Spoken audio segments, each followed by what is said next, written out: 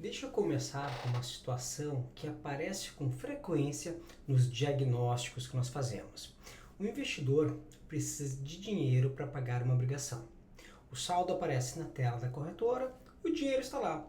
Mas quando ele solicita o resgate, ele descobre que vai pagar mais imposto do que pagaria se tivesse esperado mais algumas semanas. Ninguém fez nada errado nesse sentido. O gestor de carteira e o consultor jurídico tomaram decisões corretas, só que sem saber o que o outro estava planejando. Esse é o mecanismo que eu quero te mostrar hoje. E para isso eu vou usar um exemplo didático com números aproximados. Mas antes, deixa eu explicar uma coisa que muita gente sabe que existe, mas nunca parou para entender direito. Em muitas aplicações de renda fixa, tributadas pela tabela regressiva do imposto de renda, o percentual de imposto que você paga sobre o rendimento depende de quanto tempo o dinheiro ficou investido. Quanto mais tempo, menor imposto. Se você resgatar em até 180 dias, o imposto é 22,5% sobre o rendimento. Se você esperar até 181 dias, cai para 20%, 2,5 pontos percentuais de diferença. Sobre o rendimento de 57 mil, isso representa 1.425. E o ponto que importa aqui é quando o resgate pode ser planejado, esperar o prazo certo pode reduzir esse imposto. Você não precisa fazer nada diferente, só precisa saber quando é o momento certo para resgatar. Agora deixa eu te mostrar como esse custo foi gerado sem que ninguém tivesse errado. Um investidor tem 2 milhões em patrimônio. Parte desse patrimônio, 900 mil, estava em uma aplicação de renda fixa tributado pela tabela regressiva de R. A aplicação tinha 100 dias quando a nossa história começa. Ao mesmo tempo, o consultor jurídico estava finalizando a reorganização de uma holding e precisava que o investidor fizesse o que ele chama de integralização de capital na holding. Isso é quando o sócio transfere recursos próprios para dentro da estrutura societária. O valor necessário era de 900 mil reais. O prazo definido para essa transferência foi de 60 dias. Um prazo razoável para esse tipo de processo. O problema é que nenhum dos dois sabia que o outro tinha definido. O gestor não sabia do prazo de 60 dias. O consultor jurídico não sabia nada sobre a aplicação de renda fixa. Quando o prazo chegou, a aplicação estava no dia 160. O rendimento acumulado era de aproximadamente 57 mil reais. O saldo bruto da posição era 957 mil, suficiente para cobrir os 900 mil, mas a alíquota ainda estava em 22,5%. Pagar 20% precisaria de mais 21 dias. O prazo não esperava. Resultado, o resgate foi feito no dia 160, com a posição inteira. Sobre 57 mil de rendimento, a diferença entre pagar 22,5% e 20% é de 1.425. E se fosse possível esperar mais 21 dias, o investidor teria dois ganhos ao mesmo tempo. Pagaria menos imposto sobre o que já estava acumulado e ainda capturaria o rendimento adicional desses 21 dias. Esse custo aparece na conta do investidor sem que ninguém consiga apontar onde o problema começou, porque dentro de cada área ninguém errou. O problema estava no espaço entre elas. Isso é raro? Não, não é raro.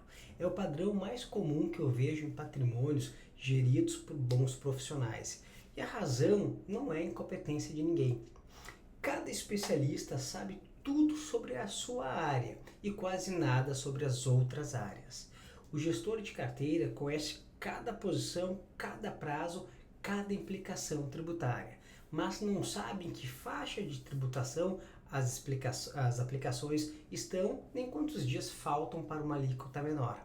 O consultor jurídico conhece cada etapa da reorganização, cada custo, cada prazo, mas não sabe qual posição da carteira seria afetada pelo prazo que ele definiu. Cada um foi contratado para cuidar de uma área específica. O problema é que essas áreas se afetam E quando as decisões são tomadas sem considerar esse efeito, o custo aparece na conta do investidor. Esse custo não é só tributário. Quando as áreas não se comunicam, três tipos de custos aparecem ao longo do tempo. O primeiro é o tributário, que acabamos de ver. O resgate acontece antes do momento certo e a diferença de alíquota se aplica sobre todo o rendimento acumulado. Quanto maior a posição, maior o custo. O segundo é o que a gente chama de custo de oportunidade. Imagina que o gestor montou uma posição em renda variável, com uma tese específica. Para essa tese funcionar, a posição precisa de tempo. Mas quando o patrimônio precisa de caixa antes desse tempo, a posição é desfeita no meio do caminho. O investidor paga o custo de montar e desfazer, não aproveita o resultado que a tese previa. Não porque a tese estava errada, mas porque outra área precisou de caixa antes da hora e sem avisar. O terceiro custo é o que acontece com a reserva de liquidez. A reserva existe para cobrir o imprevisível, uma emergência médica, um imprevisto geral aí de curto prazo. Quando ela é consumida para cobrir uma obrigação que estava no planejamento, mas não foi comunicada a quem gerencia a liquidez, ela deixa de estar disponível para o que realmente foi criada para cobrir. O próximo evento imprevisto chega sem avisar. Os três custos eram evitáveis com uma conversa feita antes das decisões, não depois. Agora, o que muda quando as áreas se comunicam? Coordenação entre áreas do patrimônio não é uma reunião mensal com todos os especialistas ao mesmo tempo. Isso parece robusto, mas raramente dura mais de um trimestre na prática. Coordenação real funciona com três coisas simples. Um calendário definido para quando as decisões de cada área serão verificadas em conjunto, não quando uma crise aparece, como parte do processo normal. A frequência pode ser diferente para cada área. A carteira pode ser verificada mensalmente, a estrutura jurídica trimestralmente, o planejamento sucessório semestralmente. O que importa é que a verificação aconteça antes que um evento exija coordenação de emergência. Porque coordenação de emergência quase sempre chega tarde. A segunda coisa é o critério de acionamento, uma lista de situações que obrigam comunicação imediata entre as áreas, independente do calendário. Quando a carteira vai passar por um ajuste relevante, o consultor jurídico precisa saber, porque um ajuste de carteira pode afetar a liquidez. A liquidez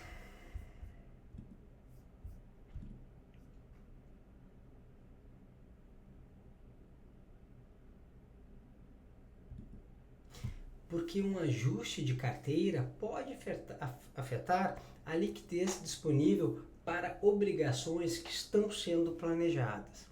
Quando a estrutura jurídica vai gerar um desembolso acima de determinado valor, o gestor precisa saber, porque esse desembolso pode coincidir com uma faixa de tributação menos eficiente de uma aplicação. Sem essa lista, a comunicação depende de alguém lembrar de avisar. E ninguém lembra de avisar o que não parece relevante para a própria área. A terceira coisa é o registro. Um histórico simples do que foi decidido, por qual critério e com qual premissa. Premissa é o conjunto de condições que fazem uma decisão fazer sentido. A carteira foi rebalanceada com a premissa de que os juros cairiam. A holding foi dimensionada para o patrimônio de 6 anos atrás. O seguro foi contratado para um padrão de vida que mudou. Cada uma dessas situações tem uma premissa que ficou desatualizada, sem registro do que era a premissa original. Você só descobre quando o evento testa a estrutura dentro do mundo real. Agora, 4 passos para começar a construir essa coordenação. Primeiro, mapeie o que está ativo em cada área agora. Não o que existe no papel, o que está sendo gerenciado ativamente nesse momento. quais posições da carteira dependem de um cenário específico. Existe algum prazo de desembolso definido na estrutura jurídica para os próximos 90 dias? Para qual finalidade a liquidez disponível foi dimensionada? Esse mapeamento não precisa ser um documento formal. Precisa existir em algum lugar acessível a quem coordena o conjunto. Segundo, identifique as dependências entre as decisões. Dependência é quando uma decisão em uma área afeta o resultado de uma decisão em outra. A pergunta é simples: se essa decisão mudar, qual outra área será afetada?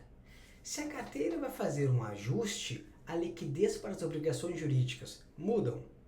Se a reorganização jurídica define um prazo, esse prazo coincide com alguma faixa de tributação menos eficiente de uma aplicação, as dependências não são óbvias quando cada área enxerga só a própria parte. Ficam visíveis quando alguém olha o conjunto.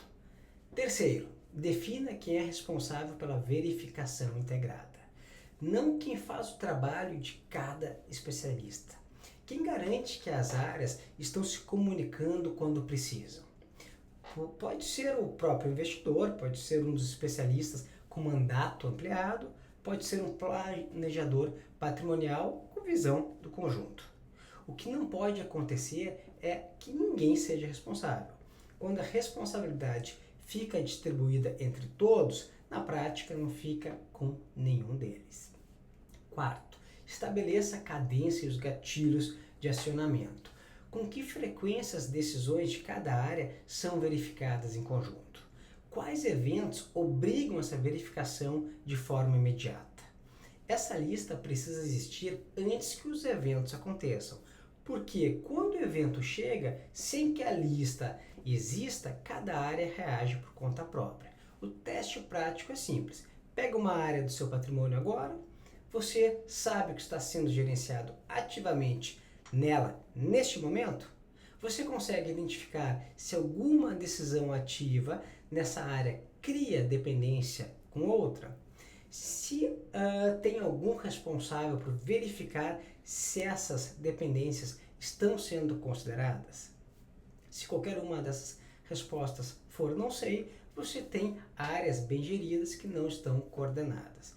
O diagnóstico patrimonial existe para fazer esse mapeamento de forma técnica, identificar o que está ativo em cada área, quais são as dependências entre as decisões e construir a cadência, os critérios e os registros que transformam áreas bem geridas num sistema que funciona junto. Não é recomendação de ativo, não é troca de produto, é o instrumento que transforma 4 áreas bem geridas num patrimônio coordenado. Se você quer entender onde estão as dependências não mapeadas no seu caso, o link para agendar está aqui embaixo. Patrimônio bem montado não é patrimônio bem coordenado. Essa diferença não aparece no extrato de nenhuma área. Aparece quando as decisões precisam funcionar juntas e ninguém sabia o que o outro estava planejando.